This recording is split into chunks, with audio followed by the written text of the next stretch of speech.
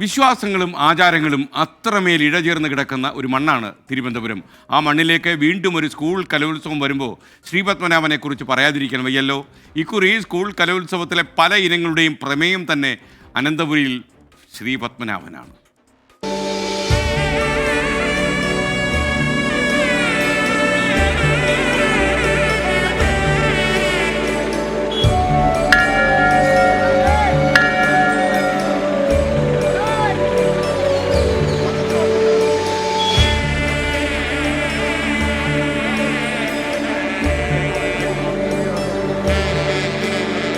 കാഴ്ചയാണ് അനുഭവം.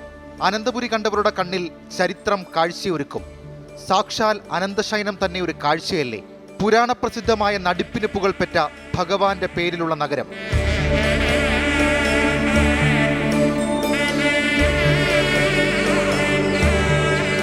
പുതിയ കാലത്തേക്ക് വന്നാലും പത്മനാഭചരിതം ഇക്കുറി കലോത്സവ വേദിയിലുണ്ടാകും.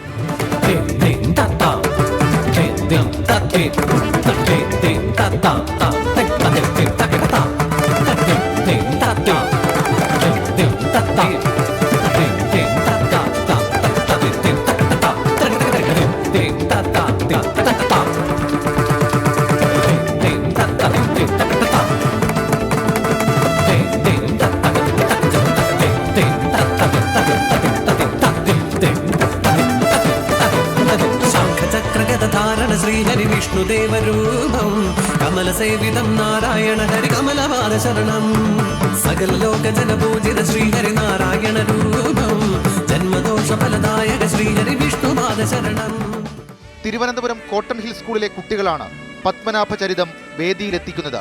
ഗജേന്ദ്രമോക്ഷവും പാലാഴിമർദ്ദനവും മുതൽ ഭസ്മാസുരവധം വരെ. ഭസ്മാസുരവധം, പാലാഴിമർദ്ദനം, ശ്രീനിവാസ കല്യാണം, ലക്ഷ്മി നാരായണ കല്യാണം, ഇതൊക്കെയാണ് മെയിനായിട്ട് ഈ തീമിലോട്ട് ഇൻക്ലൂഡ് ചെയ്തിരിക്കുന്നത്. ചരിത്ര പാരമ്പര്യങ്ങൾക്ക് തലമുറകളില്ലെന്ന് കുട്ടികളും പറയുന്നു. പത്മനാഭന്റെ മണ്ണിൽ പത്മനാഭന്റെ ഐറ്റം കളിക്കുന്നതിൽ വളരെയധികം സന്തോഷം.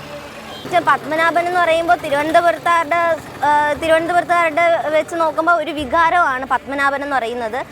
ആ ഒരു ഐറ്റം ട്രിവാൻഡ്രത്തിൻ്റെ മണ്ണിൽ തന്നെ കളിക്കാൻ പറ്റുന്നത് അവരെ സംബന്ധിച്ചും നമ്മളെ സംബന്ധിച്ചും അത് വലിയൊരു ഭാഗ്യം തന്നെയാണ്.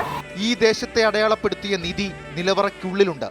പിന്നിട്ട വഴികൾ അനന്തപുരിക്ക് നൽകിയ കലകളുടെ നിധി തലമുറകൾ കൈമാറി വരുന്നു. ഷഫീദ് റൗത്തർ, 24 തിരുവനന്തപുരം.